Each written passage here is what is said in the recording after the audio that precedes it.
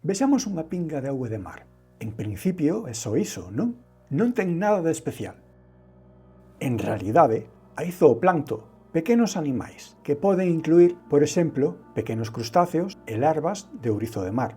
Tamén hai decenas de miles de bacterias e dúcias doutros microorganismos, como as microalgas. Tamén hai virus, en forma de miles de partículas virais, aínda que case todos infectan só a microorganismos, non a animais, nin moito menos a humanos.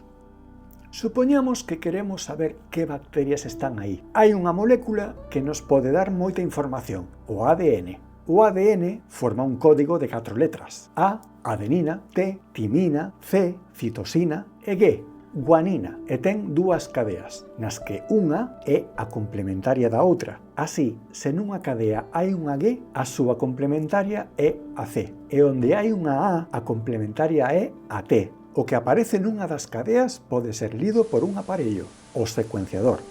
Pero antes hai que filtrar a auga a través duns filtros cuns poros tan pequenos que nin as bacterias pasan. Despois hai que extraer o ADN das células que quedaron no filtro. Xa está? Non está. Imagínate que colles unha máquina do tempo e volves atrás 20 anos. É o ano 2004. Hai unha palabra que non coñeces ou está nunha lingua estranxeira e non a entendes. Que fas? Colles un dicionario. O dicionario ten moitas páxinas.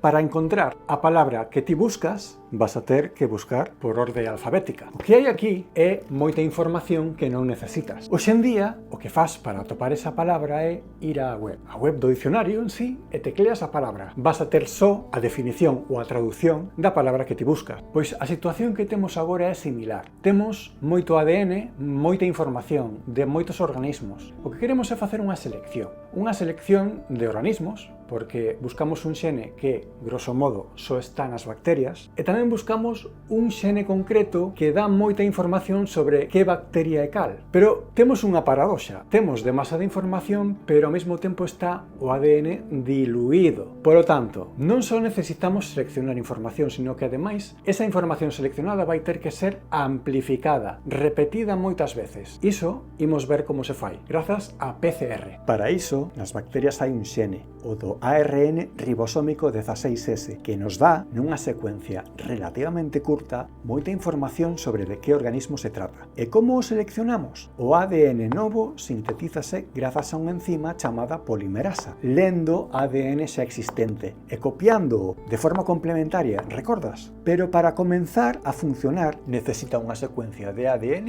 cebador, que estea xa unido de forma complementaria á zona xustamente anterior ao ADN que queremos amplificar.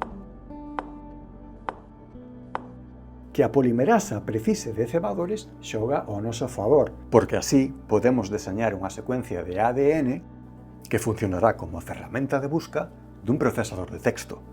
Pois isto é o que fai a PCR, seleccionar a información que queres e amplificala para que poida ser secuenciada. Unha vez que temos as secuencias en formato digital, podemos facer un tratamento de datos con linguaxes de programación como R. Por exemplo, aquí temos as bacterias que houbo na Ría de Vigo en momentos moi concretos de xullo de 2019 e xaneiro de 2020. Hai diversos tipos, sendo a maioría recicladoras de nutrientes. Pero as verdes de xaneiro son cianobacterias que fan a fotosíntese e axudan a fixar o carbono atmosférico, CO2. En este caso, son inofensivas. As cianobacterias que están nas rías galegas son inofensivas. Pero hai algunhas que están en auga doce, nos encoros e ríos galegos, que desgraciadamente non o son tanto. De feito, poden producir toxinas. Podelas ver neste vídeo.